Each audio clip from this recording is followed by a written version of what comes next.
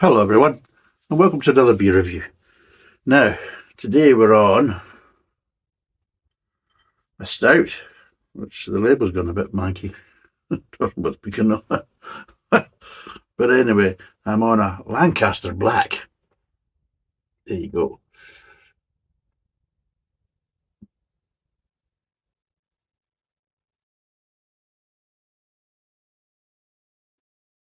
There we go. So yes, it's a bit manky label, but yeah, Lancaster Black. It's a dark velvet plush stout. Apparently, and you've got the Lancaster Rose, which is the red one, and of course the Yorkshire one is the white one. There you go. I remember from my history lessons at school, the War of the Roses. Yes. If I'd known that they were all making nice beers in these areas, I'd probably paid a bit more attention. So it's 4.5%, 500ml. I can't remember what it cost. I bought it ages ago. Probably that's why the label's got a bit dodgy. But yeah.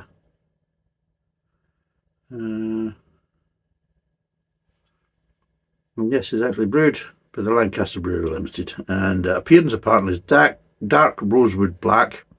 Aroma, smoky malt with a hint of coffee and chocolate, and full-bodied roasted, well, flavours forced to be full-bodied roasted malt leading into the spicy fresh hops. We're getting roasted malts. Roasted malts, really, if it's tasting of roasted malts, it shouldn't. The stout should be really tasting of roasted grains. Roasted malts really should be a porter. Right, anyway. So bitterness, it's 3.5 out of 5, and sweetness is 2.5 out of 5. So there you go. And try it with steak and ale pie or black truffle risotto. Oh, that's it, isn't it? You know what I mean? What are we having tonight, love? What are you cooking? Oh, black truffle risotto again, is it? Fucking sick of that stuff. So, seriously, you're not fucking Heinz tomato soup for a change. Black truffle risotto. I mean, seriously, what fucking life are they living? You know what I mean? You know what I mean? Is that what they have when they go home from the brewery at night, you know? The black truffle risotto again, my favourite. Oh, was it just steak and ale pie again? Seriously. But utter fucking pish is that, seriously. Sorry, but I can't be bugged. I honestly can't be bugged with that. I really can't. This pairing notes, and then it's just stupid kind of pairing notes. Like a black truffle risotto. But of all the things, you know, I mean, you're sitting there thinking, now what would this go with? Black truffle risotto. Oh, you've got it right in the head there. Oh, one of my favourites, one of my go-tos. Every time I go to my mother's, you know, for Sunday dinner, I'm thinking, you know, have a roast, love, but no, seriously, black truffle risotto. Fucking hell. Seriously. Any other guff in the label? No, thank God.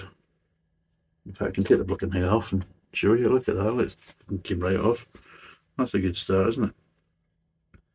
Yeah, nothing much else. But anyway, let's crack it open and see if it does go with a black truffle risotto. Seriously, for Christ's sake.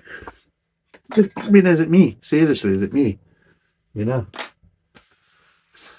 Or do the rest of you think that some of these kind of obscure pairing notes and suggestions are just nonsense and just what's the point? I'm not going to rant and rave. I'm not going to. Right, let's pull this out and see what's got. See what's giving me.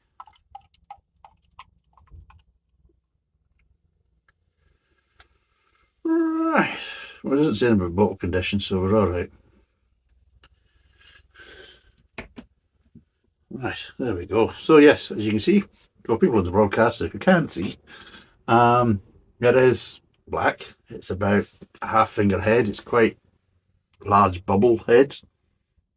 So I'll just do it as a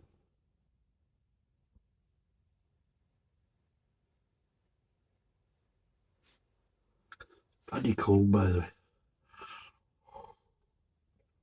Probably pick that up in the camera. The steam's pissing at me when I'm breathing. Right. I'm steaming, but it's nothing to do with the alcohol. Smell wise, Well, I'm getting slightly licorice tones. I'm getting slightly malty smells, which really isn't what you'd expect from a stout. I am. And I'm getting ever so slightly chocolatey tones, so yeah. And this is what you wouldn't really expect. You expect these type of aromas with a porter, not so much with a stout. And I would probably say that the aromas are probably a bit too varied for a stout as well. The stout is a very kind of singular kind of aromas. You know, from that point of view, there may be one or two aromas at max, but I'm getting 3 or 4 here. And yeah, it just kind of have slightly more tones of a porter than it does of a stout. Maybe it's because they're using a lot of roasted malts. But as you can see, it's completely gone now, the head. Just like a kind of a bath scum on the top of it. But let's see what it tastes like.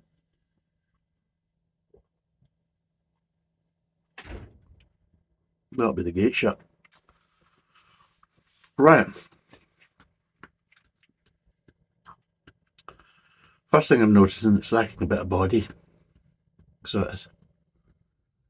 I don't know whether they're getting, they say velvet.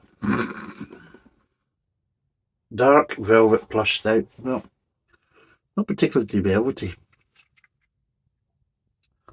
And also, it's got no bitterness, really. No bitterness on it. But what it does have is a bit of sweetness, which is a bit kind of strange because, again, the flavour profiles are all wrong. I'm getting malty sweetness and not really getting any kind of bitterness.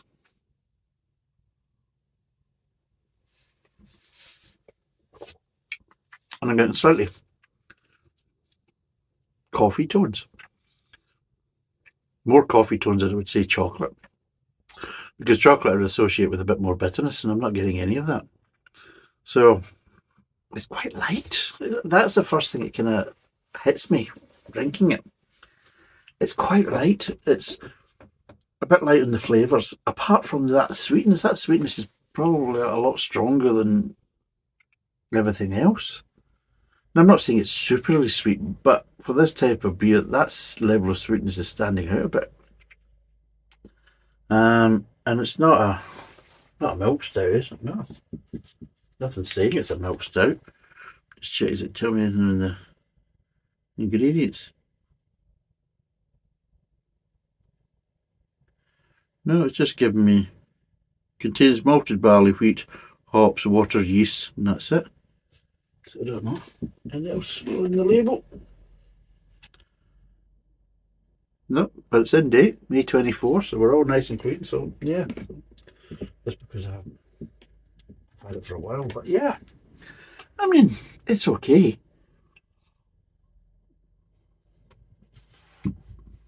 But it hasn't got the real kind of main core flavours of a stout. Like I say, it's a bit light in the body. I'm not saying it's watery, but it's nowhere near velvety as they're trying to describe it because it's just a bit light on the body. So there's no such thing as velvety. There's no bitterness to it at all. You're getting little coffee tones, but they're very light in the mid tongue. And the main predominant flavour is this kind of sweetness and the kind of. Well, this is another thing. It's malty, but it feels like lighter malts. It doesn't feel like dark roasted malts. It's the malty flavour I'm getting feels like a lighter malt, which matches up with the sweetness.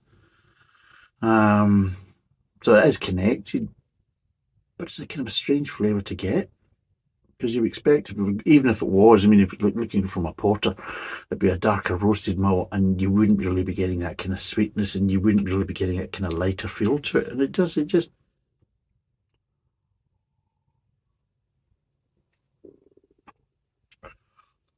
Yeah, Lancaster Black. There you go. But yeah, it's just lacking in flavour, and especially the core flavours. So, okay, what would I give this out of 10? Oh, I'm looking at it and I'm thinking, flavour wise, I can't really say much. Breaking down the flavours, I mean, there isn't really that many flavours to kind of break down. We'll give it a go before we give it a number, but it's not going to take long. Right, start off with that. I like kind of malty start with a decent level of sweetness, more of a level of sweetness you would probably find in lighter beers. Definitely not this level of darkness. And really not much grain flavour at all, especially not roasted grains. Moves on to the mid-tongue. And again, you've just got this kind of light malty flavour, the sweetness. The grains kind of die down a wee bit because there wasn't that much there to start with, but it can die down and you're starting getting kind of little light coffee tones. I'm not saying they're chocolatey because there's no bitterness to it. So I mean, usually it's the case you start getting chocolate tones with darker beers, you get a little level of bitterness kind of along with it. You know, it's kind of connected. The two go hand in hand. You're not getting that. What I'm getting is wind. And then it moves on to the kind of aftertaste.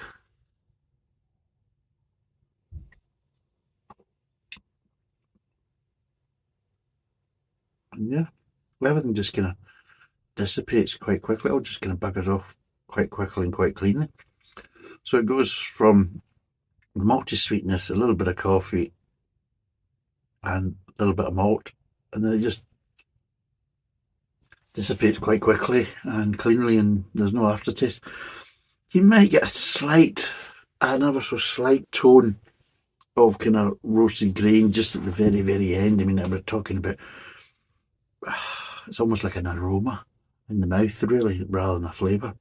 Just a kind of little kind of accent, just as it finishes off. But yeah, if you're looking for a stout, it's quite disappointing. If you're looking for, I don't know what it's supposed to try and be, to be totally honest. But out of the bottle, it's just, no, it's just not there.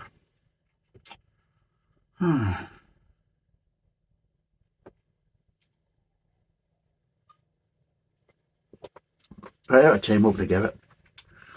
Well, I can't even give it a 5, to be totally honest, because it's a stout and it doesn't really have the core flavours of a stout, and it's way too sweet. And I would say it doesn't have that kind of richness of a milk stout.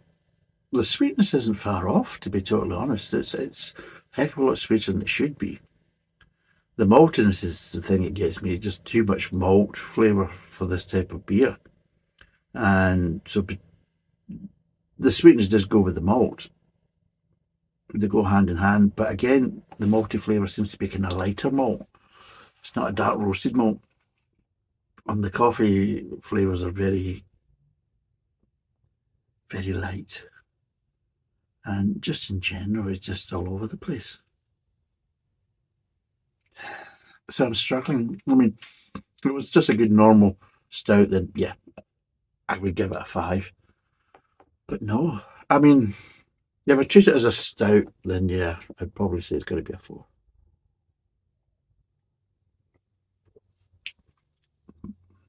No, maybe a 3.5. 3.5 if I was taking it as a stout. Because it really isn't a fucking stout. It really isn't. I don't know what it's supposed to be, but it's not a stout. But it's not a porter either. I mean, if you take it as a kind of beer in its own right, it's almost like when a mild meets a porter, and it feels like you've kind of mixed the two together. I don't know what kind of ratios, but you've kind of managed to kind of push out quite a lot. I mean, of the porter flavours, and yeah, it's just, it's all over the place. It is. I mean, it's okay. I mean, as a beer in its own right, the maximum I could probably give it is probably a 4. But it's supposed to be a stout. It doesn't have the stout flavours, so yeah, all I can do is really give it a 3.5. It's just lacking.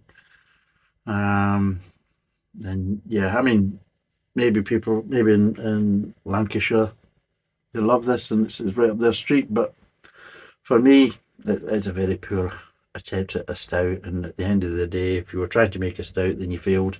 If you're trying to do something else, then maybe you've succeeded, but if you're calling it a stout, you haven't. And yeah, it's completely dead now. It's like a mill pod as well, and that just, overall, it's just not a particularly good beer, in my view.